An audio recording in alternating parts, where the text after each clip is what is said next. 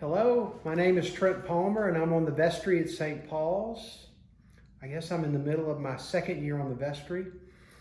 And some of my key involvements around the church have been, I'm one of the co-mentors for EFM, and I have been for the last 6 years.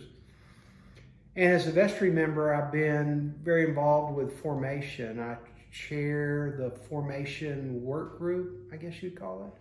So I'm pretty aware of what's going on formation-wise in the church.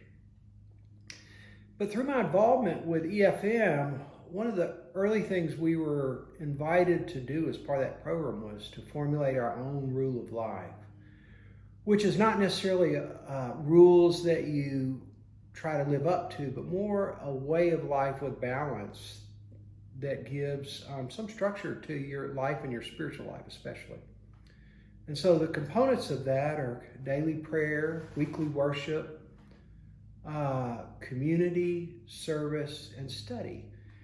And so EFM has really challenged me to be intentional about how I'm in service in the community and in service through St. Paul's.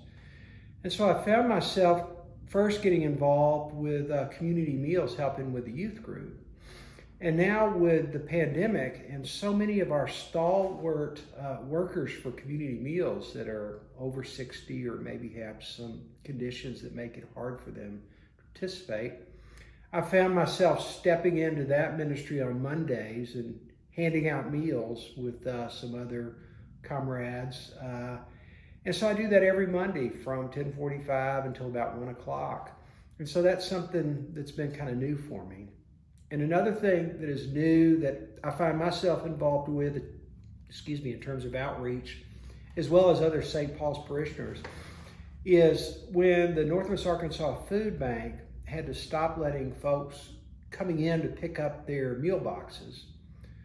They started working with St. James Baptist Church in their food pantry and actually making box deliveries to different apartment complexes that are part of the Fayetteville Housing Authority.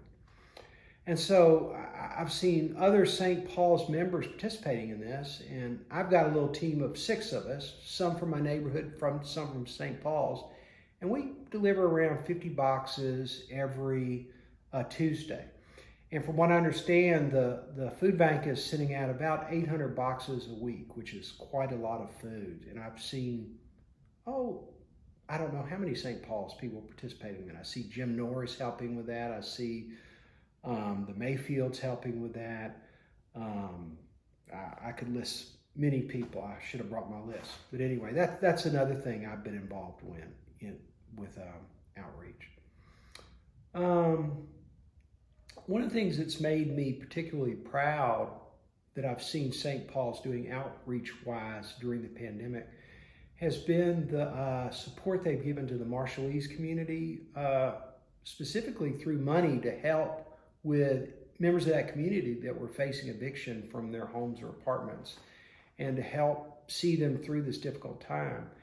And I remember watching the video where they came to our sanctuary and sang some beautiful songs and offered some words of thanks. And I found that very touching, and it really choked me up as I was watching that.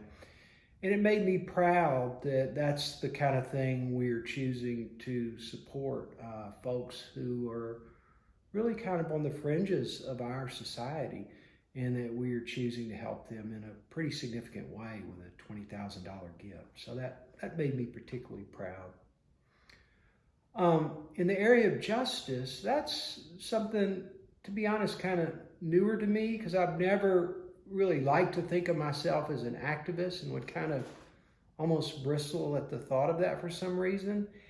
And yet, through my involvement at St. Paul's, I find myself getting slowly drawn into this new way of seeing what it means to live out my faith.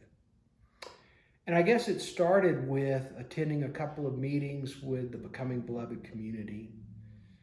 And through that, becoming more and more aware of my own privilege and how people, different people, especially brown and black folks, have had a very different road to hoe than I have in life, and it significantly impacted their ability to compete in the job market, to gain wealth through one of the main ways we gain wealth, which is through our home ownership, real estate, and just in competing for high-paying jobs in general. And things I take for granted, like having a college education and even a graduate school education. So I think the BBC, Becoming Beloved Community, challenged me to do some reading. One book I read that I found very insightful and moving was The Warmth of Other Suns, about the great migration of blacks trying to leave the South after really World War I and all the way up to the 1970s. And another book was White Fragility. Listening to a podcast called Seeing White was significant for me. But what really was an eye-opener was our Tippy McMichael lecture, where Chester Johnson talked about damaged heritage and what it's like to grow up a white male in the South with all of these Confederate heroes, and what it's like to begin looking into the role my ancestors, my grandparents, and my parents and before played in some of this systemic racism that has really, I think, been one of the original sins of our country. And for me to grapple with that and to really take that to heart began to change my attitude around this whole issue of systemic racism and what my role is in addressing it. And I found myself going to the first protest of my life on the Fayetteville Square, the Black Lives Matter protest, which was during the pandemic. And I wore my mask, as did Christy and other St. Paul's folks who I saw there. And then another step for me, and I've seen other St. Paul's people do this, was changing my Facebook profile picture to include the little surrounding that says Black Lives Matter.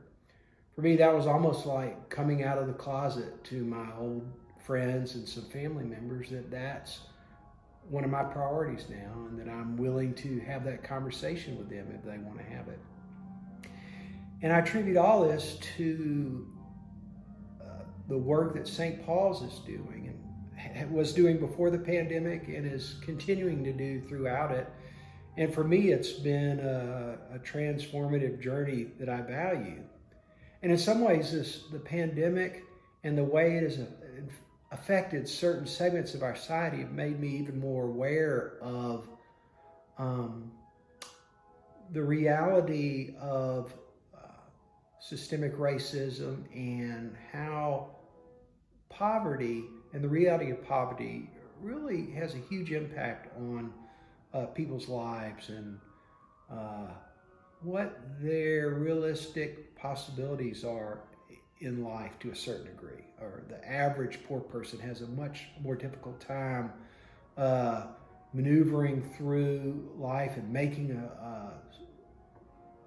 a livable income than the average affluent person does. So this has been real eye-opening for me, and even more so through the COVID pandemic. And I've just been grateful to have found a community of faith that is not just about head knowledge, what we believe as Christians, but has really, I think, challenged me and offered me a way to live out my faith, not just in my head, but with my actions. And through that, to really change how I look at things, how I see people, how I live my life. And so I'm grateful for that. And I'm grateful for the opportunity that St. Paul's gives me and gives Christy, gives our family to contribute to this wonderful community and the work that it does in our community and in the world. And so I'm grateful for that and proud to be a contributor to this ministry.